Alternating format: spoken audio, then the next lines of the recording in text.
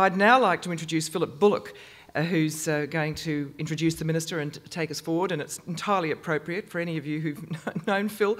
He's very much a driver of this conference. He brings a lot of commitment, a strong industry background, a strong commitment to education and training, to the position of Chair of the Australian Workforce and Productivity Agency.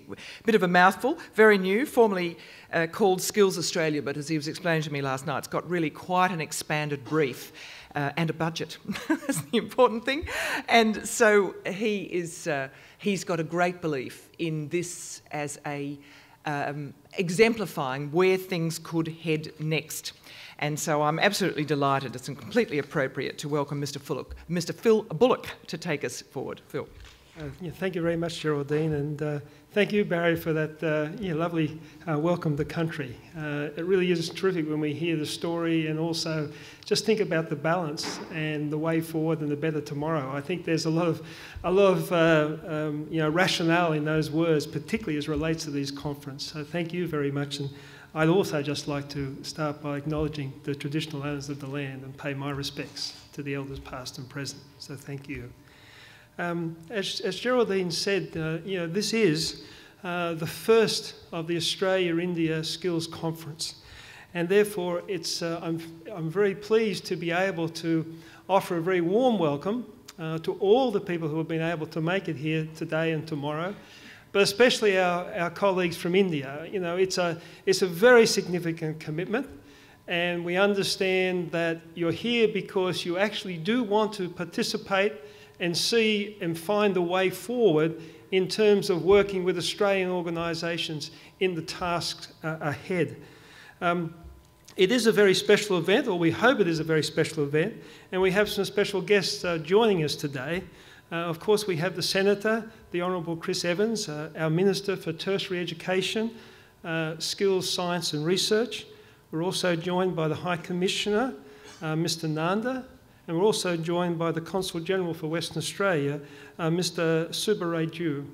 And we're also, as has been mentioned earlier, we have close to 50 delegates from India, particularly also from organisations, but also from the central government and also from the Karnataka government as well. I would like to just take a couple of moments to have a special welcome to Dilip Chenoy. Dilip, as you know, is the Managing Director and the CEO of the National Skills Development Corporation.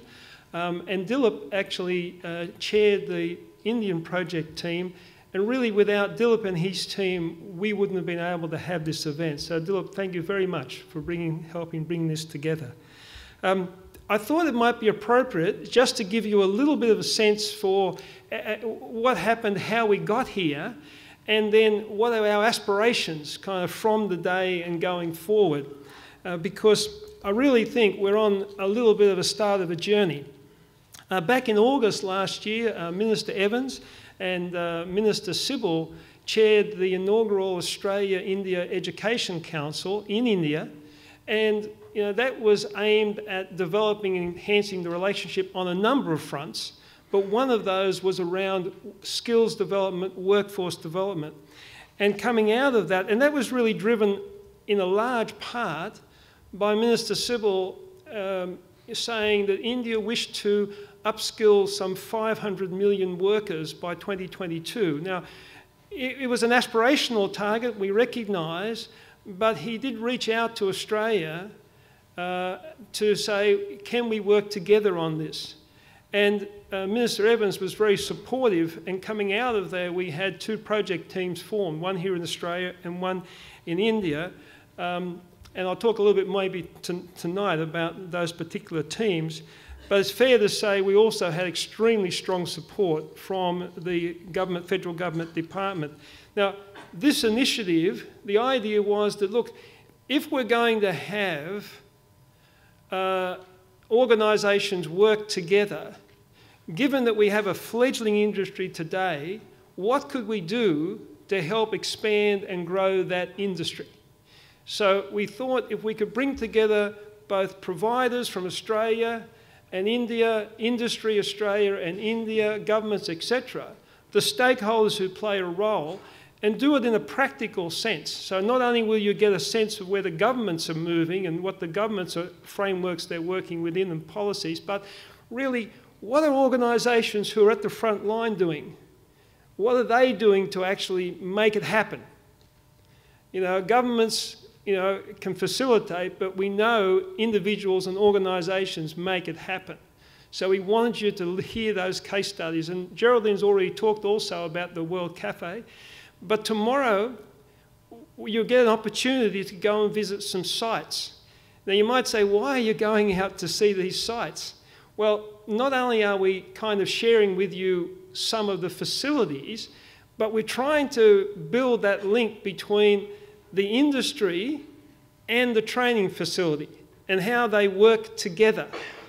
And that is something we cherish here in Australia in the system that has been developed. So that's why we have set it up in this way. And when you think about in the early 1990s, the Australia-India university relationship was very small. But today it's worth billions of dollars to both nations and involves thousands of individuals. And we feel as though we're on the start of a similar journey. It won't be the same journey. It won't be the same endpoints and the same business models. But I think you're here because you recognise there's opportunity. And we hope that in 10 years' time we can look back and say, or some of us can look back and say, this definitely helped create some steps in that path, or steps in that journey. And that journey can only take place if we have supportive governments. And we're very fortunate here in Australia to have Minister Evans and the support that he brings to this process. And hence, I would be very pleased if Minister Evans could now open the conference and deliver the keynote address. Thank you very much. Thanks very much, Phil. First of all, to Barry, thank you very much for the welcome to country, and I pay my respect to the traditional elders. Can I just say that I thought it was a useful introduction to our Indian guests to remind them that while many see Australia as a new country, we are home to the longest continuing culture in the world, and it's always good to remind ourselves, both Indian and Australian, of that fact. Welcome to our Indian delegation to Western Australia. I'm particularly pleased that the new High Commissioner, Mr. Nanda, is able to be with us today. I did say to him it was good to see him making an early visit to Western Australia. Sometimes some ambassadors and High Commissioners can be a little Eastern state-centric, and I'm glad to see he's not going down that path. Also to the Mr. Subarayudu, the Consul General of Perth, welcome to you. And of course to Dilip Chennai and all the colleagues from India. It's great to have you here. Look, it's just purely an accident that we have this conference in Western Australia. It's nothing to do with my being Western Australian. And one of the reasons we did that is because it's never cold and it never rains in Western Australia. And whereas we knew in the eastern states in July the weather could be miserable, you could rest assured it would be perfect here. I'm sorry that we misled you. I even got my Canberra staff complaining it's cold, so it must be. Look, I was going to start with talking about cricket and how I modelled my action on Bishan Bedi, who was my hero as a young boy, the great Indian left-arm orthodox spinner. But then I noticed my former cricket captain in the audience, Larry Davies, and I thought, I can't tell any lies. I was absolutely hopeless. But not due to the captain, I might add, but loved the game and was inspired by Bishan Bedi here in the early 70s when he visited. He was a real cult hero here, which I think is part of where I'd like to start, which is about the Australia-India relationship. Obviously, we're both members of the Commonwealth. We have a long history together. We have fought in wars together, and we have had the common interest in cricket, and more recently the higher education relationship. But to be frank, the relationship has not been as deep as it should have been. And I think that there's been a recognition among both governments that we need to do more to develop that relationship in recent years. The fact is, as we know, the trade between the two countries has increased dramatically in recent years, and if you like, the political relationship was lagging. And it's a credit to Prime Minister Rudd, I think in 2007, that he really sought to lift the engagement between our two countries. And in 2009, our Prime Ministers signed a strategic partnership, which was a sort of culmination of that improved diplomatic engagement between the two countries. But also it was a time when there was increased pressure on the relationship. We had serious concerns about violence against international students in Melbourne, in particular. We had the issue of uranium sales to India and the ban on those sales from Australia. And of course we had Harbhajan Singh and Andrew Symonds, who were doing their best to ruin a long history of good relations between the countries. I won't say whose fault it was, I suspect both of them. But I think all of these things highlighted that Australians lacked deep knowledge of India and deep engagement with India, and I think it was true of Indians of Australia. I did about 4 press conferences in India as Immigration Minister in 2000, I think it was 2009. It made me very easy with the Australian press ever since. I've never had a press conference as difficult as I had in India at the height of those concerns about violence against Indian students. But it also highlighted to me that there wasn't a very good understanding among that media about Indians in Australia, how many had been successful migrants here, how the majority of Indian students had had a good experience, but we were dealing with a very serious problem at the time. So as I say, I think we've recognised the need at a diplomatic level and at a sort of cultural level, the need to improve our understanding of each other's countries. Now we know there's tremendous economic opportunities in both countries currently. I think trade's gone from about $3 billion in the year 2000 to about $18 billion last year. Massive increase in trade between the two countries. India is now Australia's 3rd largest export market, and I won't make the West Australian point that about half of it comes from here because I'm a Commonwealth Minister, but it is the case that there's a huge trade between Western Australia and India. I understand Austrade are now helping about 1,500 companies in India, are up from an average of about 400 a few years ago. And Indian investment in Australia is growing enormously, huge investments by Indian businesses in Australia. So there's a lot of engagement economically between the two countries, and I noticed the other day that both the New South Wales and Victorian premiers are leading trade delegations to India this year, a sign that the state governments get that engagement is really important to our economy. Now, particularly for our Indian visitors, I wanted to mention what has been called in Australia a focus on the Asian century. We're currently doing a white paper process through government, which is about giving the government a policy framework for dealing with the emergence of Asian economies. The Prime Minister has talked about the Asian economic growth defining our future. The fact that we live in the same region in Asia as India, China and Indonesia, who are the huge growth economies with emerging capacity, emerging middle class, emerging markets and huge economic opportunities within their economies. So we're conscious that our engagement with Asia is the future to Australia's economic development. We're conscious that it's not just about selling minerals, that it's got to be about a deeper economic engagement. And we know that India and China and Indonesia will all be looking to access services and goods that are of improved quality and helping to develop their own economies and their own capacities. So there's huge economic activities that we see from this development, and a realisation that our engagement with Asia has to be much deeper, has to be more strategic and has to be more real, if you like. In terms of education, can I say that this is one area where Australia has had that sort of engagement, particularly at the tertiary education level.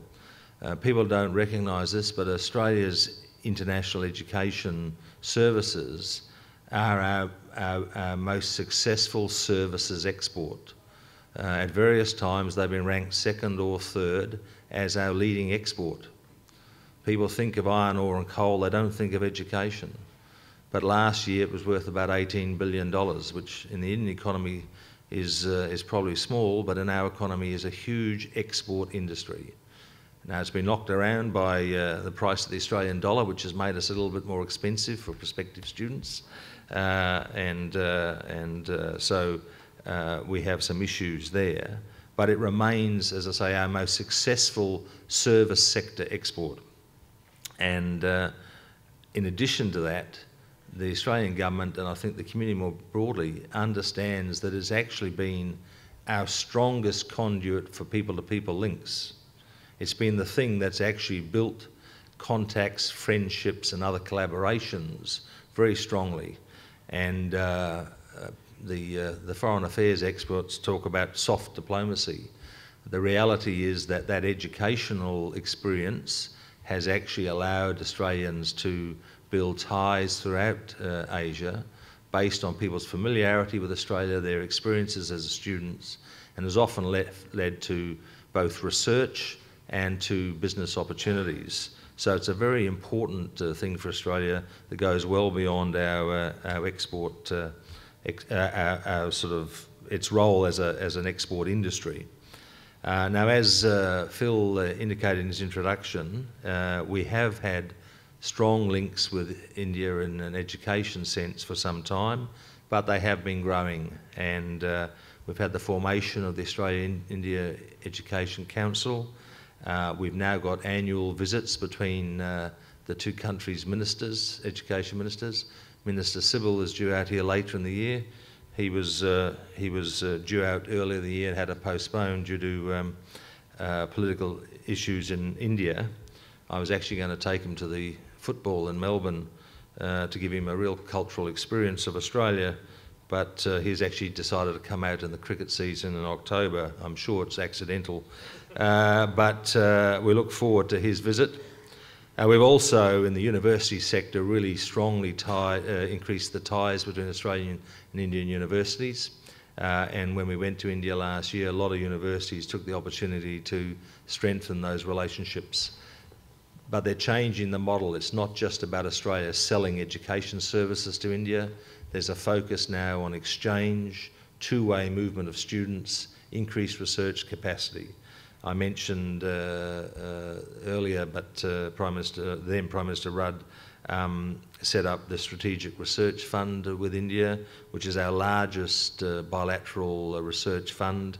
And recently, a couple of years ago now, we set up the India-Australia Institute at Melbourne University, which has been involved in this conference, which is a real strength as part of the developing of those ties. So there's been a lot going on in tertiary education in particular, but as Phil said, not as much in the technical and vocational education training sector. We've seen a growth in Indian students studying in vocational education training in Australia, but there also were issues there in terms of that sector and the interconnection with visas and other conduits, if you like. And so there's been some tightening in that market. But it is the case that a number of TAFE directors, TAFEs, private providers have all sought to engage from Australia with India and to grow those opportunities. And I think they understand, as Phil said, it's going to need to be a different model, that the higher education model won't work in the same way in the vocational education sector. My experience has been as Minister that whenever I travel in Asia, the conversation quickly turns from higher education to vocational education and training. Sometimes with the Vice-Chancellors present, they don't enjoy the change in the conversation. But I've met in the last year or so with the Mongolian Prime Minister, together with our Prime Minister, Julia Gillard, and one of the first issues they wanted to talk about was vocational education and training, linked to the mining sector in Mongolia, looking to give Mongolian workers the chance to work in that mining sector, which is dominated by Australian miners.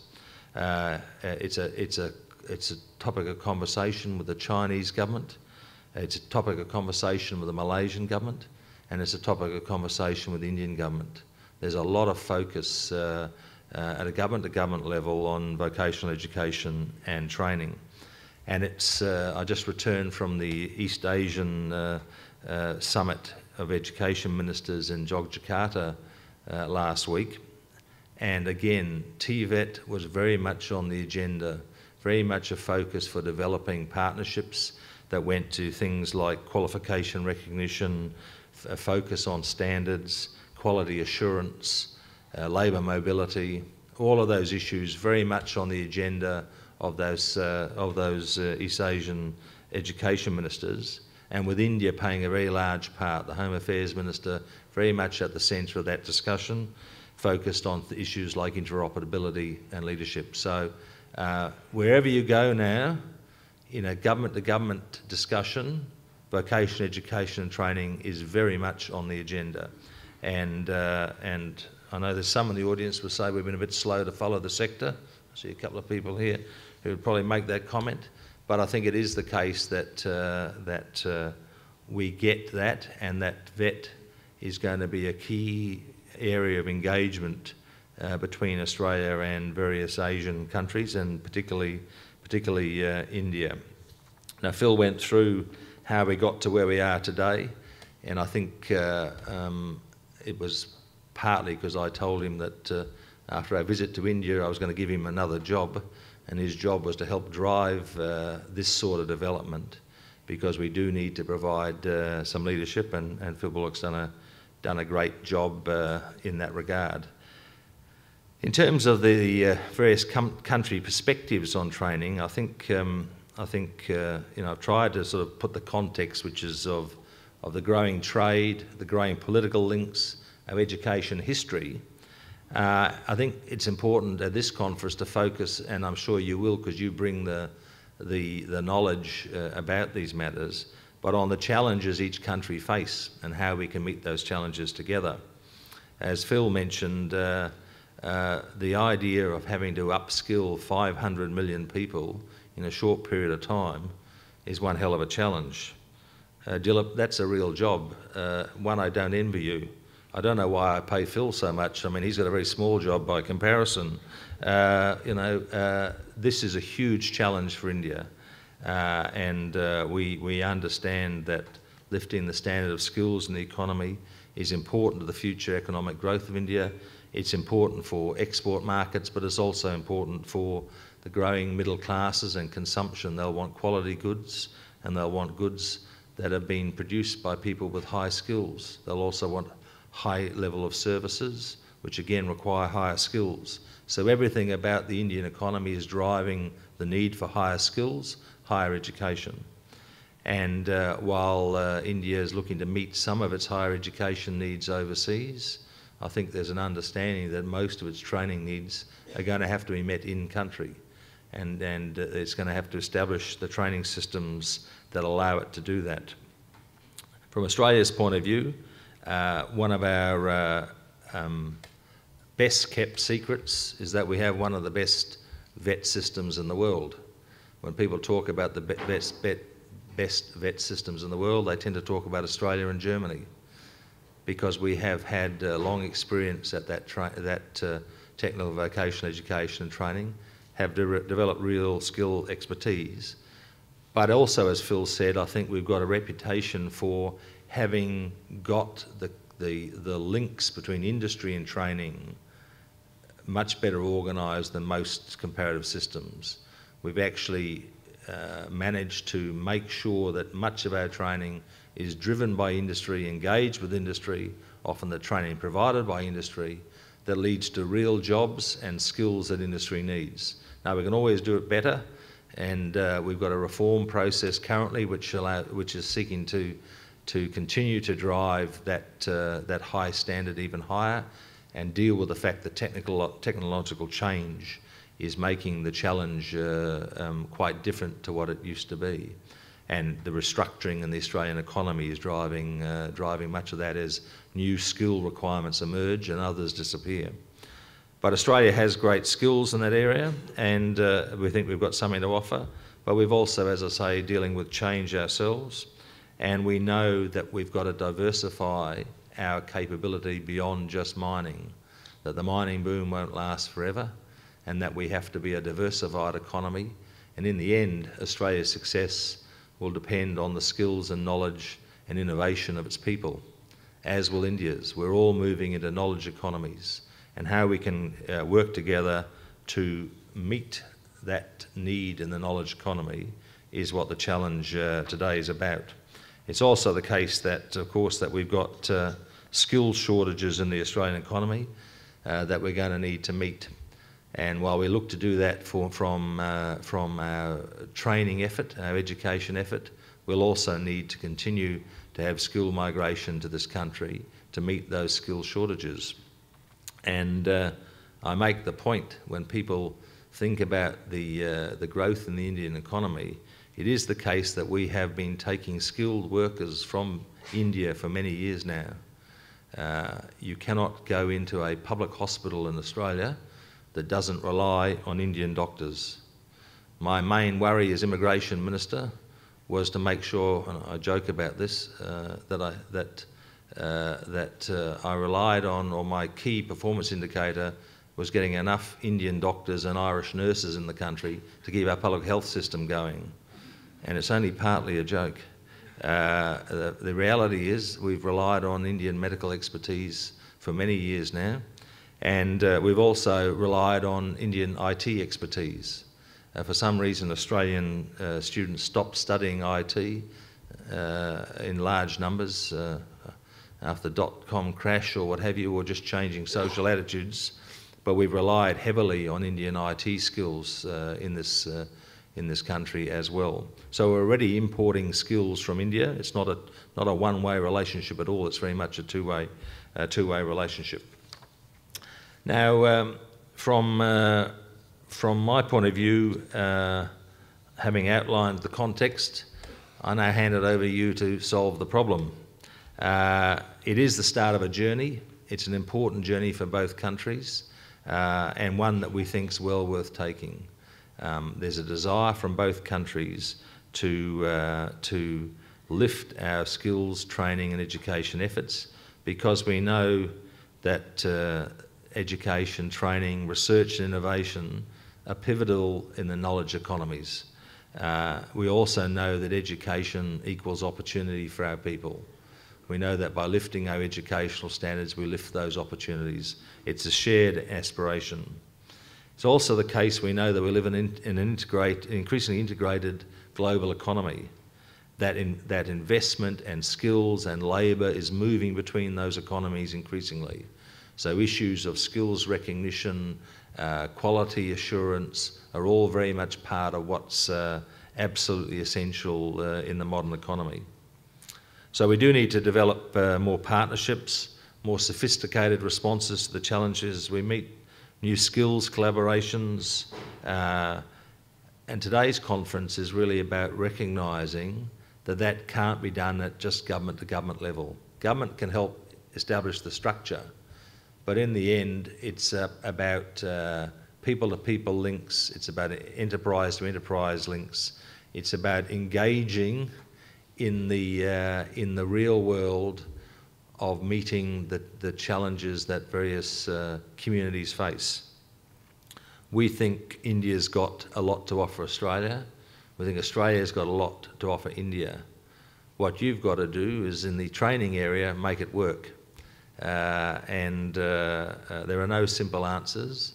As I say, we've set up much of the government structures, but we know that there are real challenges. We visited Leighton's, a big Australian contractor doing big building works in India, who have set up their own training college, etc., to make sure that the Indian trades people they employ are at the same standards as they require so they can guarantee the quality of their work.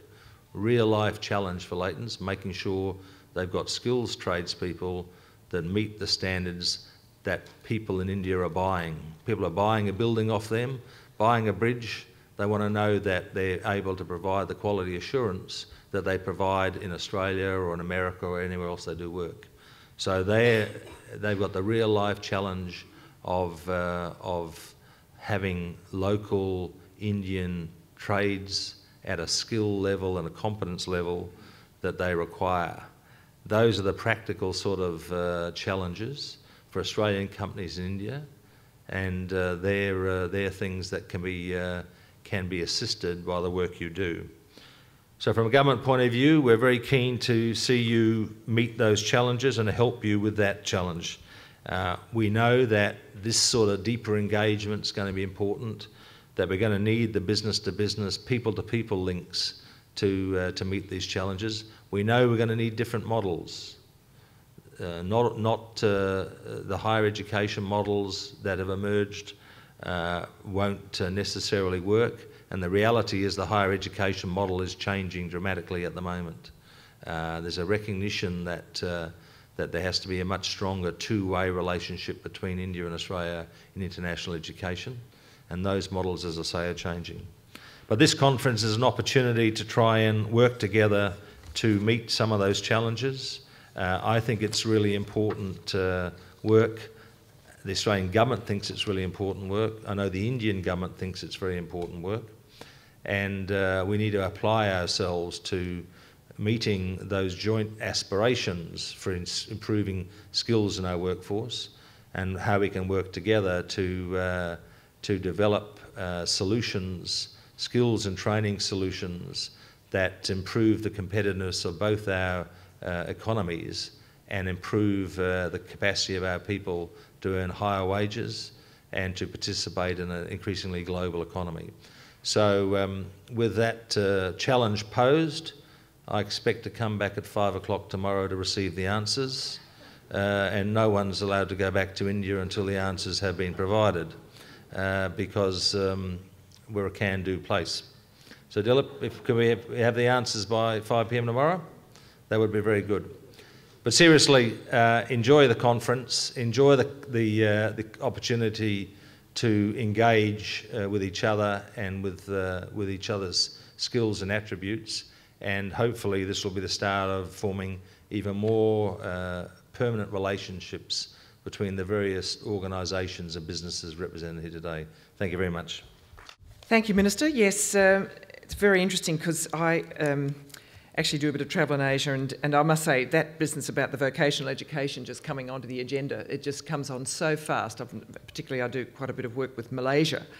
And the other thing I think that what I have noticed, just my little observation, is that you bring a whole different group into the relationship between the two countries. And so, I mean, in just one little sort of practical way, I noticed in doing a lot of reporting in Indonesia, and that the ghastly thing of the Bali bomb and all that happened, but it brought one of the really very good outcomes, that it brought the whole Australian Federal Police paraphernalia into relationship with the Indonesian police and civil servants and so on. And an extraordinary relationship has unfolded there that you would never have imagined, in a completely different way to the way diplomats discuss. I just noticed that the more that you can have different sectors entering this people-to-people relationship and government-to-government, industry-to-industry relationship, it's just good for all countries and yields that you could never have imagined in the usual, orthodox sense of inter-country protocol. So I've seen that with my own eyes, and I feel very excited with what's possible.